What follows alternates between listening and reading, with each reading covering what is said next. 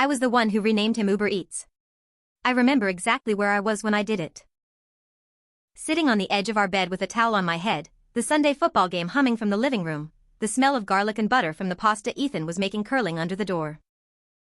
The name Dylan lit up my screen and my heart kicked with a pulse I pretended was annoyance but secretly liked. I could have blocked the number, I could have handed the phone to my husband and said, "Please help me be done with this." Instead I opened the contact card, typed UBEREATS, added the cute scooter emoji, and told myself it was harmless because I wasn't going to see him. Dylan was a ghost. You don't block a ghost, you turn the lights off so you can't see it. The first message under that new name was a photo of a sidewalk taco stand we used to go to when we were 23 and stupid. The caption said, "They still remember you hate raw onions. It's easy to tell the truth when you don't have to live with the consequences, so I'll say it clean, it felt good." It felt like the old version of me. Reckless, messy, adored. Had sent me a postcard that said, "Wish you were here." Ethan never forgot my coffee order, but he also never texted me about taco stands at midnight with grease stains on the paper napkins and the same dumb song stuck in his head. Ethan was the person you marry. Dylan was the person who made my stomach flip in a way you're not supposed to admit you miss. The lie started in such a small place. The first time that new name popped up while Ethan and I were on the couch, he saw Uber Eats across my screen and said, "Promo codes again?" I made a face and said something about rewards points and silenced my phone. I told myself I hated lying and then did it again 2 days later when Enjoyed Last Night rang through my shower steam and I told Ethan it was a delivery receipt from the Thai place. I was careful, at first. I kept the messages brief, old memories spoken in a neutral tone like we were narrators of a documentary in which we'd once starred. Then Dylan pushed, like he always pushed, and the messages widened into the kind of acknowledgements people in marriages are not allowed to make. I miss your laugh. I miss how you make even an empty room feel loud. I miss the version of me I was around you. I typed back things that sounded like boundaries.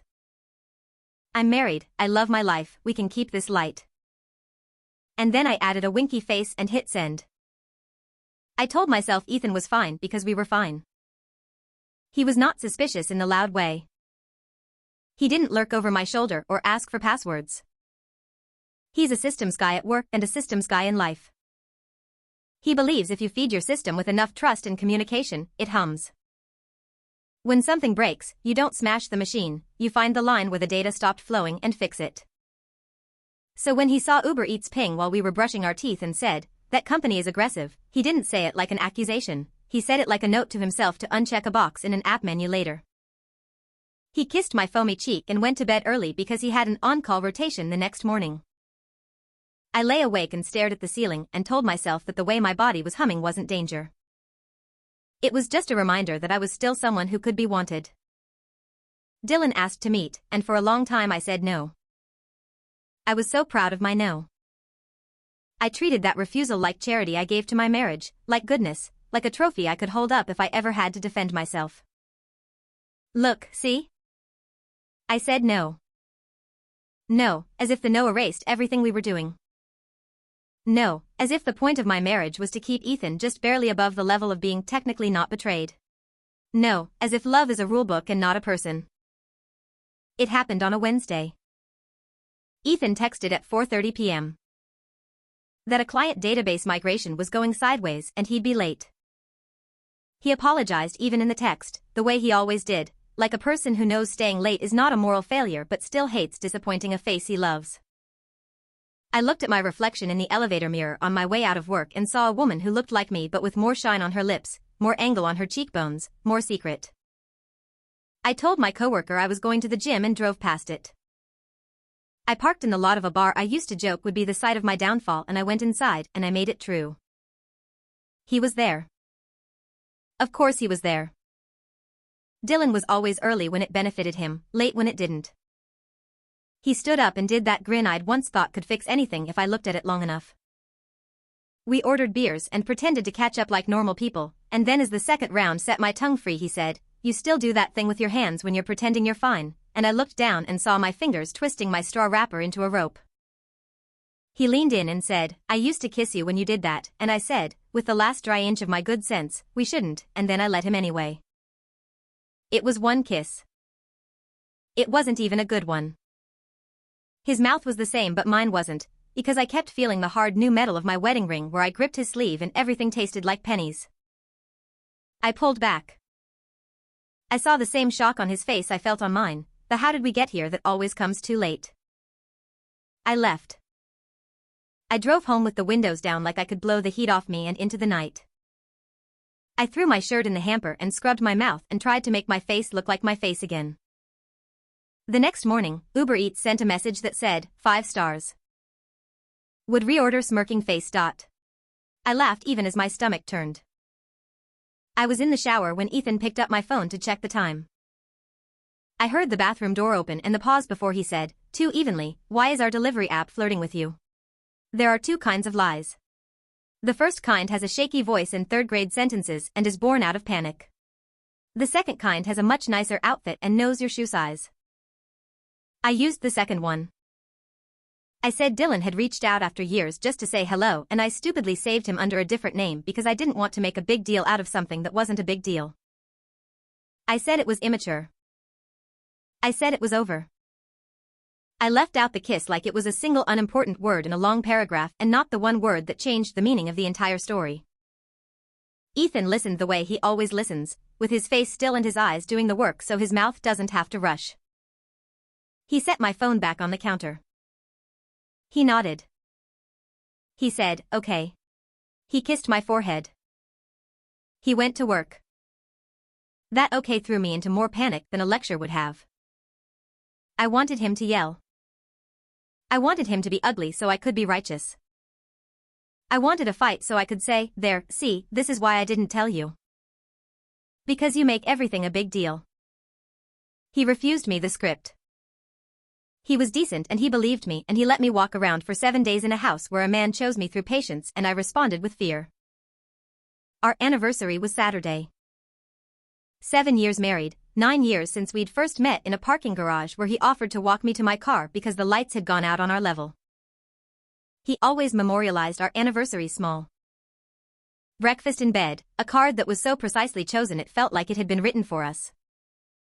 I'm the one who likes the big gestures, the restaurant where the waiter says congratulations and puts a candle in your dessert even if you don't order one. This year, he surprised me. He made a reservation at a place I'd only ever pointed at in passing, saying, one day. He pressed a new dress into my hands while I was still in a towel and said, wear this.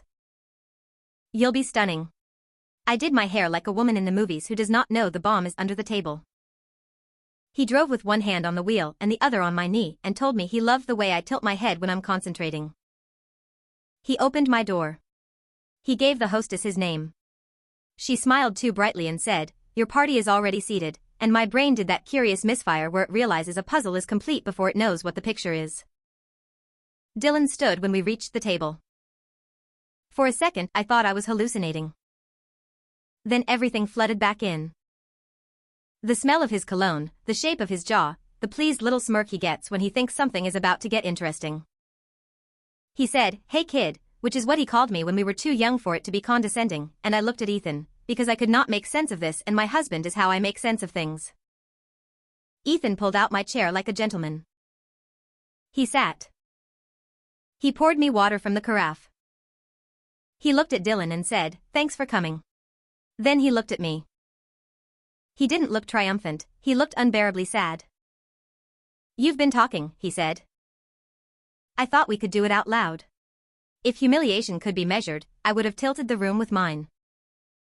I wanted to vaporize. I wanted to rewind time to the moment my finger hovered over the save button on the new contact and slap my own hand. I wanted to do anything except sit in a fine restaurant while the 2 men who held my past and my present regarded each other like 2 versions of a problem statement. Dylan tried to grab the upper hand because that's what Dylan does when he's nervous. He said, bold move, man, to Ethan with an edge of taunt. Ethan nodded and said, no. Honest move. The waiter came and Ethan ordered a bottle of champagne. When the flutes were filled he raised his glass and said quietly, to truth. He didn't look at Dylan when he said it, he looked at me. What came next was not a scene. There was no shouting. There were no heads turning at other tables. If anyone glanced our way, it was because two men and a woman were sitting in an expensive restaurant with expressions so careful the air around us felt breakable. Ethan asked Dylan how long we'd been speaking. He answered. Ethan asked if they'd seen each other. Dylan glanced at me. There was my shame, on a plate. And then he lied. He said, we met for 10 minutes at a bar. She left right after. I almost laughed because it was exactly right and sounded so awful summed up like that. Ethan nodded. He did not ask about a kiss. He did not swivel to me for a cross-examination. He looked at his hands for a long moment and then at me. I'm not going to perform anger for you, he said. I'm also not going to share my wife. He turned to Dylan. Thank you for your time. We left before our appetizers arrived. The champagne stayed sweating in its bucket. I cried in the car and then cried harder when Ethan reached under the seat and wordlessly handed me a pack of tissues because he had thought ahead. He drove us home. He did not slam the door when he came inside. He put his keys in the dish like he always does. He opened the hall closet and pulled out a small suitcase. He packed with painful care. A week of clothes, his shaving kit, the book he was in the middle of, the ancient hoodie he wears when he's sad. He pet our dog behind the ears and said, "You're a good girl," and he meant it like a benediction. He came back to the bedroom where I was still in my dress and heels and said, "I'll be at my brother's. We'll talk on Tuesday. I'm not making any decisions tonight. I'm making a boundary. If you have never sobbed into expensive fabric you saved up for because you wanted to feel like an adult version of yourself, I don't recommend it." The satin stuck to my chest. My toes hurt. I said all the things you say when the reality of what you have done finally steps in front of the fantasy of what you hoped you were doing. I said it was stupid. I said it was nothing. I said I was lonely. I said I missed who I was before I learned to fold towels the right way and pay estimated taxes. Ethan didn't argue with my reasons or try to fix me or tell me the towel thing was sweet. He looked level and tired and kind, the way a person looks when he loves someone who just drove through a stop sign and totaled the car you both were in. He said, "We will talk on Tuesday," again, like a rope thrown to both of us. Something to hold so we didn't drown in tonight. Then he left. On Sunday morning, my phone was a battlefield of nothing. No new messages from Uber Eats. No text from Ethan. A notification from my bank reminding me the joint account low balance alert was on because we'd just paid rent and our vacation savings were still in a different bucket. The normal world huffed along like it always does when people blow up their private lives. The twins 2 doors down chalked on the sidewalk, someone grilled too early, a neighbor carried a bag of potting soil from his trunk and didn't know he was witnessing grief. On Monday, I blocked Dylan. It felt performative, and also like the only thing left inside my control. He managed to reach me once before it took. Sent me a message from an unknown number that said "that was wild, LOL," and I hated him then, the way you hate a magician after you've realized you were the only one who believed the trick was real. I did not respond. I spent the day oscillating between frenzied cleaning and bone-deep stillness. When you remove a secret from a house, it leaves a shape behind. I kept walking around that shape like I might bump into it. Ethan called Tuesday at noon and said, "Can we meet at your therapist's office?" It wasn't a question. I said yes because I would have said yes to anything that sounded like not the end. We sat on opposite ends of the couch like a courtroom sketch. I cried and then I didn't and then I cried again. He didn't cry. He looked like he had flushed all his tears the night before and now only facts remained. He said he wasn't filing yet. He said he needed to move out for a while. He said he would not live in a house where there was a third person, even if that person only existed inside my phone. He said he loved me, and that loving someone sometimes meant refusing to accept the smallness they were offering and walking away until they remembered how to be big again. If you're looking for his revenge, you might think it was the dinner. It was elegant, I'll give you that. Precise and sharp and not illegal. But that isn't where he won. He won in the quiet after, in the choices he made that turned my dramatic unraveling into my own mirror.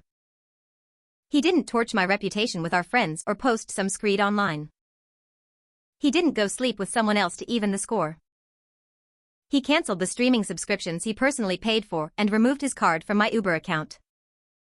He sent me a spreadsheet that laid out our bills and what we'd each cover for the next 3 months while we figured it out. He asked the landlord for a meeting and brought a mediator from our church even though neither of us has been in years. He said, "We're not going to fight about the dog. She's yours. I'll still walk her if you're out of town." He took the couch we got from Facebook Marketplace and left me the better mattress because, he said, he didn't want my back to hurt. He was not cruel. He did not trip me on my way out of my own mess. He simply stepped out of it. There's a particular humiliation that only arrives when you have to tell the truth in slow motion to people who love you.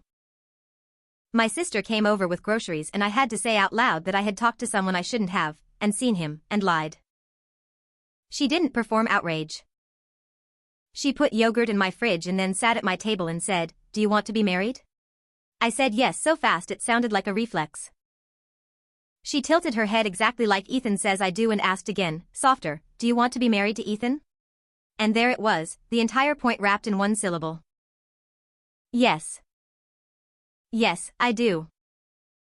I wanted the version of us that grew because we were in it, not the one I kept testing to see if it would crack. I wanted the Wednesday nights with leftover pasta and his absent-minded hand rubbing circles on my calf while he talked about a problem at work and I pretended to listen but still knew the thing that would make him laugh. It's funny what you remember when you force yourself to sit in a quiet apartment and not look at your phone. I remembered the night my father had a minor heart attack and I called Ethan from the ER because I didn't know where the insurance cards were. He arrived with the cards and a sweater and 2 phone chargers and stood behind me at the registration desk like an anchor with hands. I remembered Dylan, years earlier, missing my graduation because his friend's band got a last-minute slot at a festival. You cannot weigh a kiss against showing up at an ER, but your body will try to if you let it. Mine did, and for a while, I let it. I stopped. Ethan and I didn't speak for a week. Then 2. He sent a photo of the dog when he came by to walk her and found the new toy I'd bought. She was upside down in a nest of stuffing like a crime scene. Underneath he had typed, Coco 1, Squeaker 0. It landed in my chest like sunlight. I answered with a picture of the washing machine I'd finally figured out how to reset. He replied with a thumbs up. We were ridiculous and dignified in the way people are when they're trying not to make anything worse. When we finally agreed to meet at a coffee shop. Neutral ground, safe hours, no alcohol. He was different. Not colder, exactly, but more contained. He looked like a man who had been practicing living without looking for me in every room. He brought a folder, of course he brought a folder. It held a printout of our budget, a list of shared assets so humble it made me laugh, 2 bikes, 1 camping stove, the aspirational juicer we used twice, and his proposed timeline for deciding what we were. It felt like being back in the ER except the patient was us and he intended to triage with spreadsheets. Here's what I can do, he said. I can go to counseling with you for 3 months. I can move back into the guest room at the end of month 1 if we both want that. I can commit to not bringing up Dylan's name like a cudgel in unrelated arguments. I cannot live in a world where you get to keep a little secret drama to make you feel alive. If you need drama, we will take an improv class or go skydiving, but we are not doing this. He tapped the table once. I am not raising a family with someone who thinks a cliff is a balcony with a better view. I started to cry again, because apparently that is my new hobby. I told him about the kiss. I told him I was telling him because secrets breed in dark corners and I wanted to fumigate our house with all the ugly so nothing could hide. He closed his eyes for a long time in the way of a man taking a blow. He thanked me for telling him now. He said he had suspected and had not asked because he did not want to reward my confession if it was only about being forced. He paid for our coffee. He walked me to my car and did not touch me. He said, I will see you next week, and I believed him because one of the reasons I married him is that he only says things he means. You are waiting for the catharsis. The part where I win him back with a speech or he takes me back with a kiss in the rain. I don't have that scene for you. What I have is gentler, me deleting a contact and not replacing the empty space with a new little hit of attention, me handing my phone to Ethan and saying, help me put these guardrails up because I don't trust my own hands yet, me going to therapy and telling the truth about how I use chaos like a drug and comfort like a sedative, me sitting at our kitchen table and writing a list of things I know about my own worst tendencies and taping it inside a cabinet where only I will see it. What I have is a husband who moved back into the guest room for a while and then, after 2 months of us showing up and showing our work like 7th graders at a science fair, moved back into our bed. He won because he refused to compete. He did not try to outcharm, outtext, outdopamine the ghost I had dragged in. He stepped out of the triangle and left me in a room with the mirror and the mess, and in that room I could see the shape of what I stood to lose if I kept pretending my choices had no weight. He did not gloat when I blocked the final number. He did not sigh in relief when I offered to put my location on his phone. He said, "I want to trust you, not track you." But thank you. He did not narrate his virtue to our friends. When they asked why he'd been at his brother's, he said, "We had a rough patch. We're working on it." He looked at me like a person, not a project. We did not return to the expensive restaurant. We went, months later, to the taco stand. The guy at the grill did not remember my onion preference, I told him myself. Ethan laughed when I blinked away tears over cilantro on a paper plate and said, "You're allowed to miss old versions of yourself. You're just not allowed to let them drive." I said, "Can I put them in the back seat?" He said, "With a seatbelt." Sometimes I still think about that night at the other restaurant and feel the hot press of mortification. I still wake up at 3 a.m. and rehear Ethan's voice when he said to Truth, so gentle it cut me. I still wish I could gift wrap a better version of me and slide it across the table and say, "This is what you deserved the whole time." What I can do, instead, is turn toward him in small ways over and over until the shape of our days changes. I can listen when he tells me a boring story about a database migration and remind myself nothing is boring when you're paying attention. I can flirt with him like we're 23 and he's the one who makes the empty room loud. I can choose stillness when chaos calls. I can walk our dog at night and let the cold air remind me how close I came to losing the hand I hold on the way back. We put a little security camera by the front door after a package went missing. It chimes on my phone whenever someone passes, and for a while it made me jump because I associated chimes with secrets. Now it's just the sound of a system working. Boring, steady, faithful. The last time the Uber Eats app pinged me with a promo I smiled, deleted it, and made us dinner from what we had instead. He washed, I dried. He reached for a towel and folded it into thirds like always. I took it from him, messed it up on purpose, and he raised his eyebrow like, "Really?" I kissed him there in the kitchen, a good kiss, one that didn't taste like pennies because it belonged to nobody but us. I still keep the dress from our almost ending. It hangs at the back of the closet and I have not put it on again, not because I am punishing myself but because I'm saving it for another anniversary that deserves it. I am not afraid to walk by it.